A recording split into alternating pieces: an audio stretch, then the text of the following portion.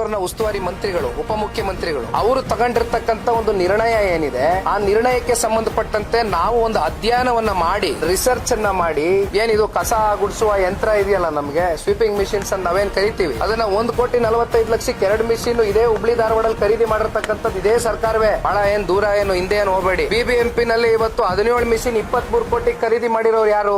ಸರ್ಕಾರನೇ ಅಲ್ವಾ? ಅಂದ್ರೆ 1,35,00,000 ಆಯ್ತು ಮಿಷಿನರಿ ಕಾಸ್ಟ್. ಇವಾಗ 613 ಕೋಟಿ ರೂಪಾಯಿ ನೀವು ರೆಂಟಲ್ ಫಾರ್ಮ್ಯಾಟ್ ನ ಅಪ್ಲೈ ಮಾಡಿ 7 ವರ್ಷಕ್ಕೆ ನೀವು ಅದನ್ನ ಮುಂದುವರಿಸ್ತೀರಾ ಅಂದ್ರೆ ವರ್ಷಕ್ಕೆ 1,90,00,000 ಆಯ್ತು. ನಾನು ಅದಕ್ಕೆ ನೆನ್ನೆ ಹೇಳಿದೀನಿ, one of the best highest specification model ಇರುವಂತ ಮಿಷಿನ್ ಯಾವ್ದು ಬೇಡ ಸರ್, ಜೆಮ್ ಪೋರ್ಟಲ್ ಅಲ್ಲಿ ಓಪನ್ ಮಾಡ್ತೀವಿ, ಯಾರು ಬೇಡ, ಈ ರಾಜ್ಯದ ಜನ ಚೆಕ್ ಮಾಡ್ಕೊಳ್ಳಿ. 2,05,00,000 ರೂಪಾಯಿ ತೋರಿಸ್ತಾ ಇದೆ ಅದ್ರ ವ್ಯಾಲ್ಯೂ. ಬೇಡ, ನಾವು 3 ಕೋಟಿ ಇಟ್ಕೊಳ್ಳೋಣ, 46 ಮಿಷಿನ್ ಬೇಕು ಅಂತಾರೆ, 138 ಕೋಟಿ ಆಗುತ್ತೆ 46 ಮಿಷಿನ್ಗೆ. ಯಾಕೆ 613 ಕೋಟಿ ರೂಪಾಯಿ ಯಾಕೆ ಸ್ವೇಚ್ಛಾಚಾರವಾಗಿ ಎಕ್ಸ್ಪೆಂಡಿಚರ್ ಮಾಡ್ತಾ ಇದೀರಿ? 13,33,00,000 ಅದ್ರ ಕಾಸ್ಟ್ ಆಗುತ್ತೆ 7 ವರ್ಷಕ್ಕೆ 1,90,00,000 ಆಗುತ್ತೆ. ಇದಕ್ಕೆ ಉತ್ತರ ಕೊಡ್ಬೇಕೇನ್? ಲೋಕಾಯುಕ್ತಾಗ ಯಾಕೆ ಹೋಗ್ಬೇಕ್ರಿ ಇದಕ್ಕೆ? ಅವ್ರಿಗೆ ಪರಿಜ್ಞಾನ ಇಲ್ವಾ? ಬೆಂಗಳೂರಿನ ಉಸ್ತುವಾರಿ ಮಂತ್ರಿಗಳಿಗೆ